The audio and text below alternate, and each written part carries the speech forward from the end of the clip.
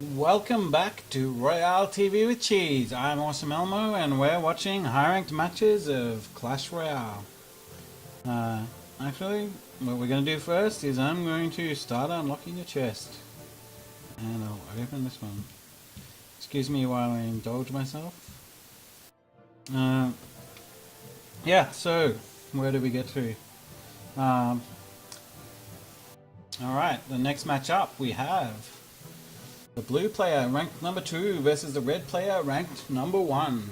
Now I'll make the disclaimer, as always making these videos, I don't actually speak any foreign languages, so if I can't read the name, I'm just going to call that player blue or red. I apologize to these players in advance, especially these two players who are the top 2 ranked players in the world. So this should be an exciting match. Now this is a pretty interesting matchup. The red player here is using a siege deck with mortar. Mortar, of course, becoming the go-to style of siege deck since the Expo was nerfed. And the blue player is playing a classic golem deck. So this is a golem, elixir collector, and mirror. So I imagine the blue player is going to try and get lots of golems in the last minute of the match.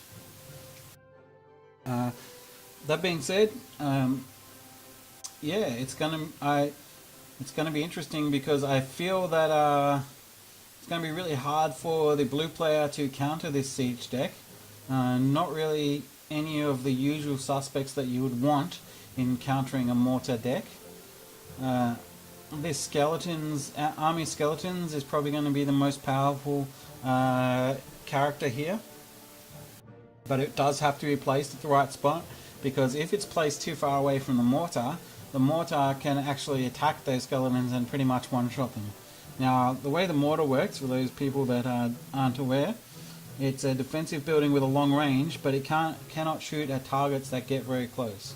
So you need to place your units as close as possible to the mortar, and then it can attack them. Yeah, the golem could attack the mortar cannon, although it does take quite a while to come out. It's a deploy time of 3 seconds, which is 3 crucial seconds when the mortar is attacking a tower. But the golem could attack the mortar, but the problem for the golem is definitely going to be this Inferno Tower. Inferno Tower is pretty much the best counter to golems.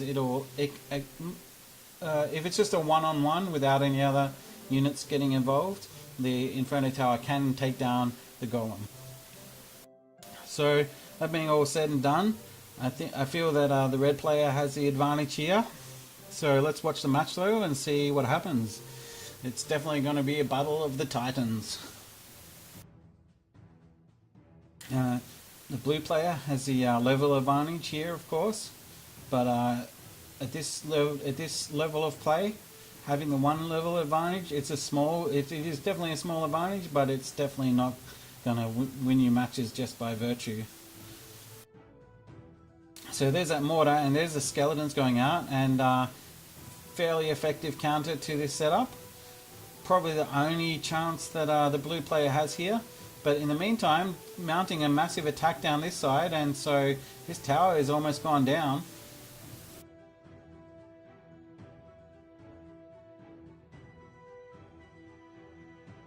Red player certainly can't afford to ignore the opponent's attacks anymore. But both players know what the other player is playing now, so and this elixir collector building up here, blue getting the advantage on that. The princess come out, but the princess is going to get arrowed, so that's not really going to be all that effective. The skeletons go down again, so again a great counter to that mortar. Arrows going out, and now the skeletons can just do a smidgen of damage onto that tower before they get destroyed. So blue playing really well here. Is blue going to bring out a golem though? Hard to say. Probably best to keep that in the bag at the moment. No need to rush. Those are all going to be countered though by that Inferno Tower. And skeletons are going to come out again versus the mortar. But there's a cannon in the way, and yeah, those skeletons are destroyed now, so Now this mortar has a good chance to take down this tower. Princess coming out again. Going to take down the mortar. Yes, it is. But it definitely could go either way at the moment. The Inferno Tower coming out, that's going to counter that dragon. The minion horde getting to work there. This tower still... The princess coming down though.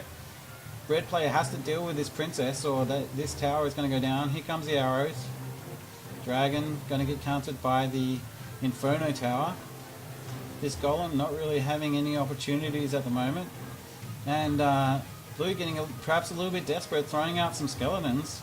Does that give Red an opportunity to... gives Red an opportunity to play the mortar fairly safely.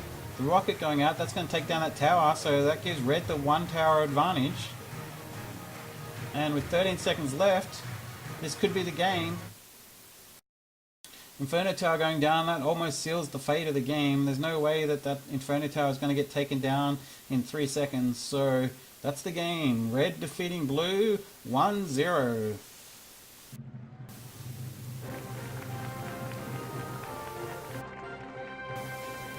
Definitely looked like it could have gone the other way though, but brilliant defensive play by the Red player.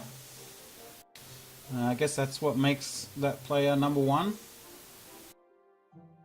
Being able to come back when you're up against the wall. A lot of Clash Royale, getting high in the ranks, a lot of it's about keeping your cool. It's very easy to go in to get frustrated and start raging when when your enemy is doing something that you didn't expect. But you just need to keep it cool, keep playing the smart moves, and as you saw then, no position, almost no position, is a position that can't be recovered from. The next matchup we have 33 Amadeus from Clan H2O, ranked number 50, versus Prince from Clan Darkness Kings, ranked number 10. Amadeus is going with a 2 Prince P.E.K.K.A combo. This is a standard sort of a strategy that was quite popular last month. Still fairly popular now, but starting to wear off. Prince, on the other hand, who I believe did used to play a 2 Prince P.E.K.K.A combo, is going for the Hog Rider Freeze combo and stacking the rest of the deck with lots of counter cards. So this is known as a sort of a counter strategy. The idea is to try and counter everything your opponent throws at you. I think that this Hog Rider counter strategy generally is a little superior to the 2 Prince P.E.K.K.A strategy. So I expect Prince will win this match. But yeah, let's just get into the match and see what happens. Alright, we're back at the Legendary Arena for this match of all matches. Rank 10 versus rank 50. Prince, of course, having the level disadvantage, but possibly the strategic advantage. And the 2 princes going straight down there, and a musketeer getting ready to defend, but really need to get something in the way there. Valkyrie is a great defense there, but the freeze going down, so that's oh, and a counter freeze from Prince. The good old freeze combo. And yeah, so well defended by Prince. Although this princess is coming out and getting to work on these guys, so it's not over yet. Prince just being taken down with Musketeer with a smidgen of health left. So that means that both players should pretty much know what each other's got now. So now they can start to get into the real meat of the game, where we try to match up strategies against each other. A great aggressive attack from Prince. Getting that tower almost down to nothing, but a counterplay coming in here, but the Inferno Tower is going to come in. Luckily that Princess got distracted by those goblins, because the Princess can really quickly take down the Inferno Tower, so a very good advantage to Prince there, only spending about 7 elixir versus the 10 elixir for the Prince and the Wizard. A lot of Clash Royale is about trying to do better, use your elixir more efficiently than your opponent. So if you can take down a unit that costs say 7 elixir like P.E.K.K.A. with a unit that costs say 4 elixir like the Musketeer here, then that means you've made a 3 elixir advantage, which means you have more elixir to spend than your opponent. And a great freeze by Prince there, but the counter freeze coming down, and that means that yeah, this Musketeer is probably going to go down, but not before the goblins get to work on those guys. And unfortunate positioning here for the Valkyrie, because she can't quite get through to those other units, and the Prince is going to possibly... no, the Prince is going straight for the tower, so that means the tower is possibly going to go down, and the rocket coming out. But this tower here also very precarious, so Fireball taking that out, so now it's 1 tower all. Could be anyone's game. Prince has the slight elixir advantage here, going for the 2-pronged attack, and a well-placed freeze means that 9 elixir that the blue player played to try and defend there being delayed. But now a massive counter attack coming down the other side. The Valkyrie comes out to try and slow down this Prince attack. Fireball slightly missed there with the Fireball, so now the Prince can get to work on this tower. Hopefully that Musketeer wakes up in time, and now we have 2 Musketeers. It's not quite the epic 3 Musketeers of 3 Musketeer fame, but rocket going out, it's missing those Musketeers, not enough to take down that tower. Could have been a crucial misstep there. The second tower going down for Prince means Prince defeating Amadeus 2-1.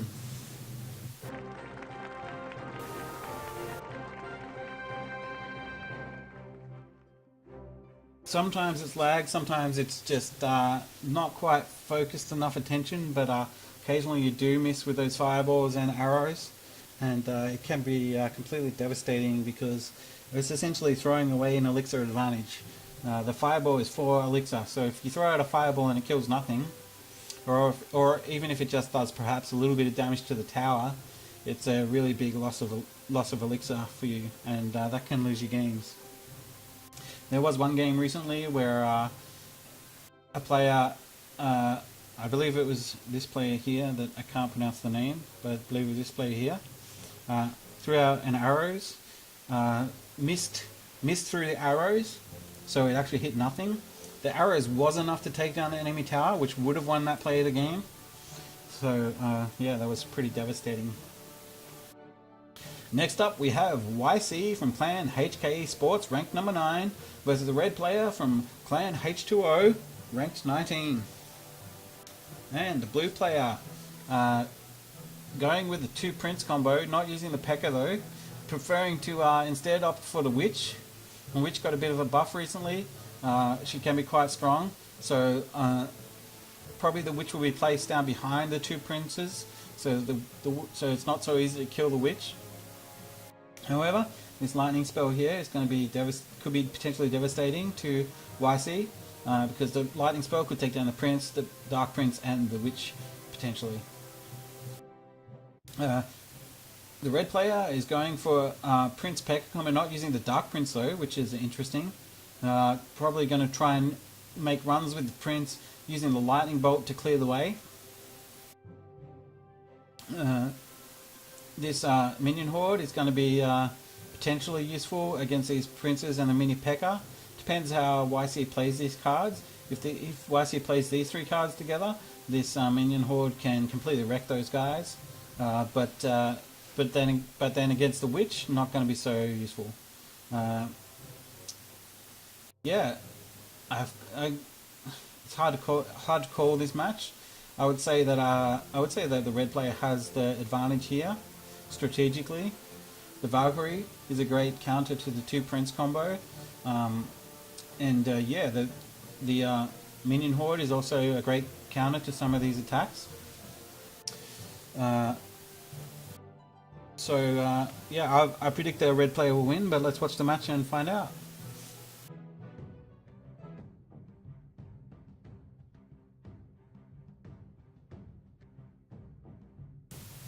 The elixir are building up as the tension builds. Looks like blue is going to start with a Witch. Neither player game to rush out too much. Now the witch can be really powerful if you can get some units in front of it. It can be really difficult to target the witch, which can allow her to keep bringing out those skeletons. Great play by blue, doing a nice snowball there. More skeletons should be coming out now. The P.E.K.K.A. having to take its time attacking these skeletons, so the witch can sometimes be a great counter to P.E.K.K.A. And the freeze going down, so that was pretty much textbook play by the blue player there.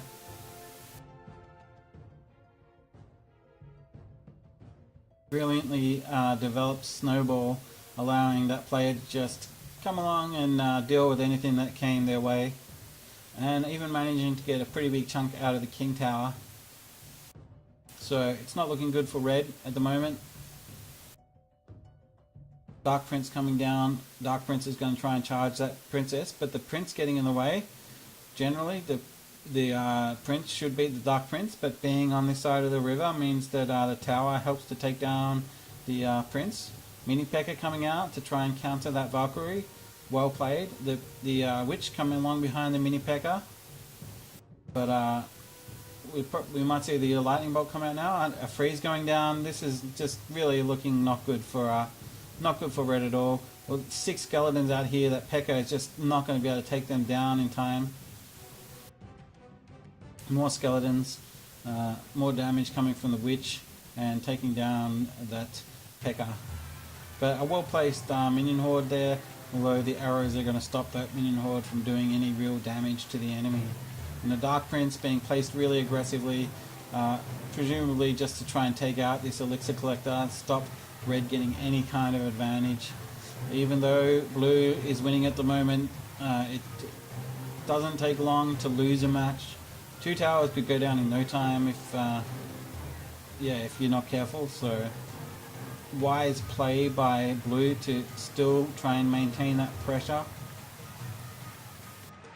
The witch coming out, which again being a great counter to the P.E.K.K.A., but that minion horde is going to wreck these units. So now here's a good chance to get a tower. Is this tower going to go down? Probably so. There's 8 seconds left. Has to be quick though. It's going to be close, but not quite making it so close. 79 health left means the blue player defeats the red player 1-0.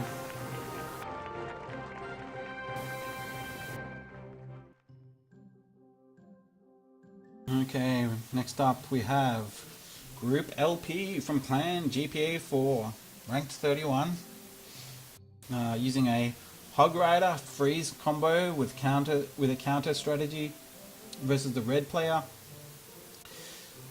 Playing a bit of a hybrid deck using the balloon and P.E.K.K.A. for trying to take down the towers.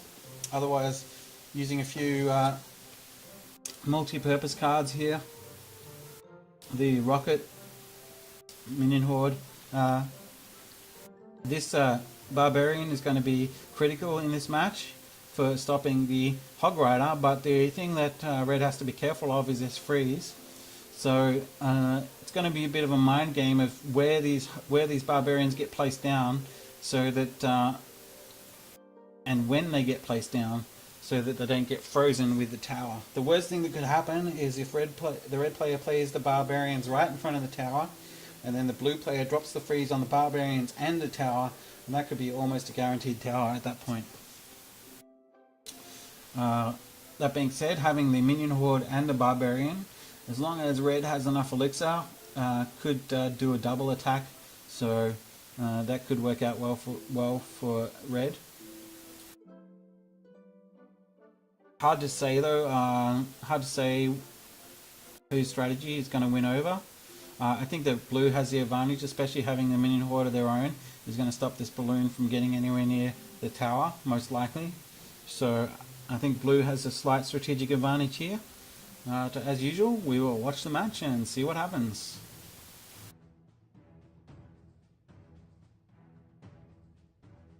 We're going to see an early game P.E.K.K.A. probably, and possibly an Inferno Tower in defense. No, we're going to see an aggressive Hog Rider attack. The skeleton's going down to attack that Hog Rider, so it's not going to get to do too much damage. Now we'll probably see the Inferno Tower go down, but it'll wait for the skeletons to disappear so it doesn't get too distracted.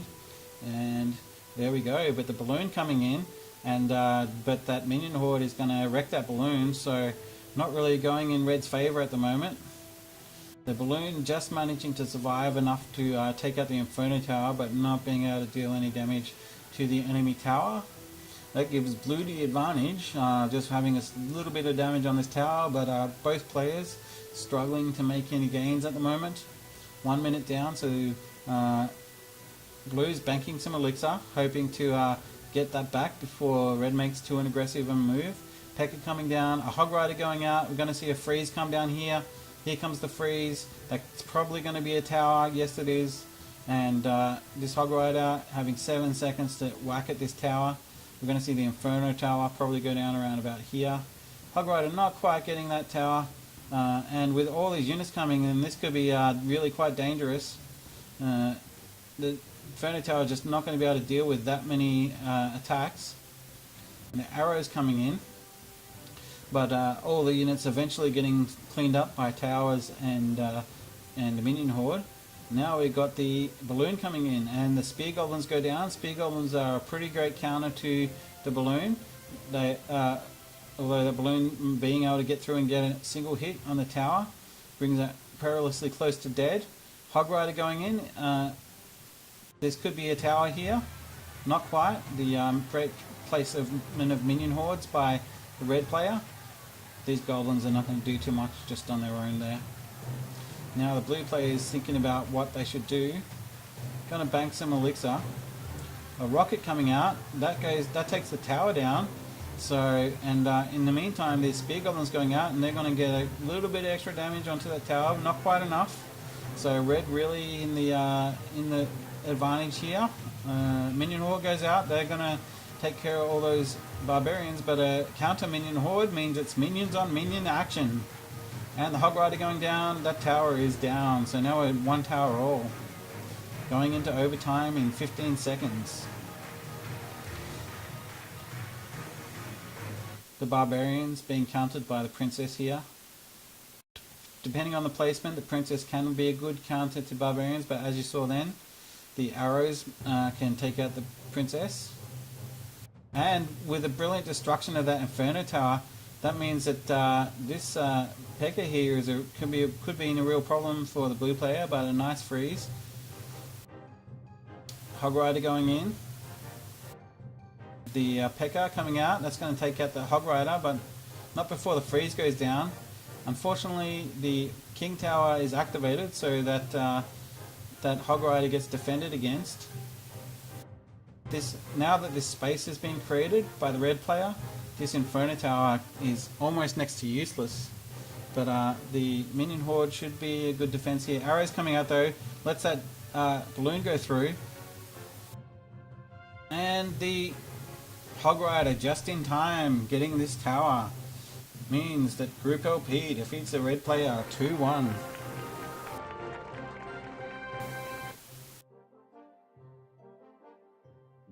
Alright, I'm going to call one more match tonight and then I'll call it a night. You've been watching Royale TV with Cheese.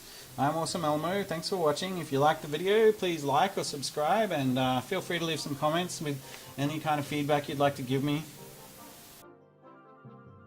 This next match we have the blue player, ranked 16, versus Groover from Clan in the Light, ranked 31.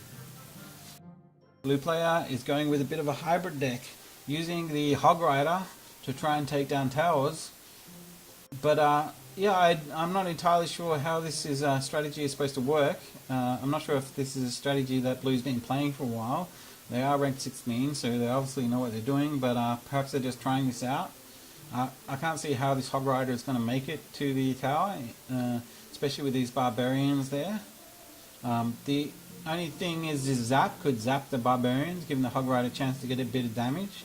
But overall, I don't feel this is a very strong strategy at all.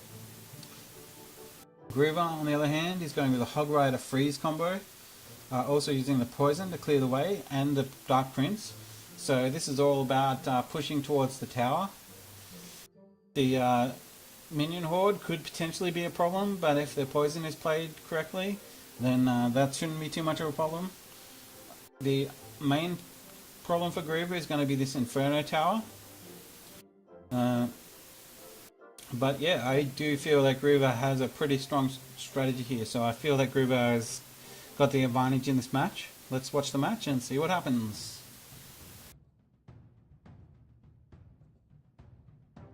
Alright, so Groover may start with an aggressive attack here with a Hog Rider. Blue's going to do a Hog Rider attack as well, so both players are going to... there's a Hog Rider, but there's a cannon coming down to defend against that Hog Rider. The Musketeer comes out. It's going to be able to take down that Hog Rider. Both players getting a little bit of damage onto those towers. This Minion Horde is going to go out to try and take down those units. And the Zap is going to give them just a little bit of advantage that they need. Poison going down to take out those Minion Horde. But generally, Blue playing very well at the moment. The Princess comes out. For some reason I was going to call the Princess the Mosquito. Which, yeah, maybe a good description of the Princess. She's small and quite annoying. But quite easy to take down. His tower getting very low, so Blue player playing a very brilliant game at the moment. Deciding to go for the defensive Inferno. That's going to take care of that Hog Rider. It's becoming quite difficult for Red because of the Inferno Tower and a cannon both being distractions against getting towards this tower. The Musketeer comes down. That's going to take care of these goblins. The red player, Groover, playing the poison to take out this Inferno Tower, and that allows them to clear the way so that these units can come down. But the Zap, slowing down that attack, is going to get a bit of damage on the tower, but not enough. It's looking like it's all going towards Blue at the moment. This Princess is coming down. Knight's going to get dropped on the Princess. I'm going to take care of her. And now the Knight and Musketeer combo. Knight can be used as a tank. It's not a very strong tank, but it can be used as a tank. And you saw there the good play by Groover to place the Hog Rider just to his position on the bridge. Because the cannon was placed in the center, that means that the Hog Rider placed on this side of the bridge will ignore the cannon as it runs towards the tower. So now it's one tower all, and we're back to having a match. Hog Rider getting distracted by the cannon, so that's going to be ineffective. Dark Prince is going to deal with those goblins. Musketeer coming in. Musketeer is going to have to spend all of her time attacking these minions though, so Musketeer is not going to survive. Barbarians coming in and a freeze. Is that going to be enough though to deal with this tower? No, because there's a princess here. Hog Rider goes out on the other hand, and we're into overtime. A massive attack coming here from Blue. Going to overwhelm the red player, but that poison well placed. It's going to deal with this princess as well. And now a counter attack from red. Unfortunately, that cannon going down just at the right time to distract the Hog Rider. Now the Hog Rider has a chance at getting to work on this tower. The freeze goes down, but unfortunately the Minion Horde goes down just in time, and the poison is not going to be able to take most of those guys down, which means this could be the game to Blue here, but a Barbarian Horde coming out just in time. The tower almost dead. Is the Princess going to take it down? No, so just surviving. A fireball comes out, and that means Blue wins the game, 2-1. More played by Blue. So yeah, that's the last match that I'll be calling this evening. This is Royale TV with Cheese. I'm Awesome Elmo. I hope you enjoyed the show. And thanks for watching. Please like and subscribe if you enjoyed it. And I'll see you next time.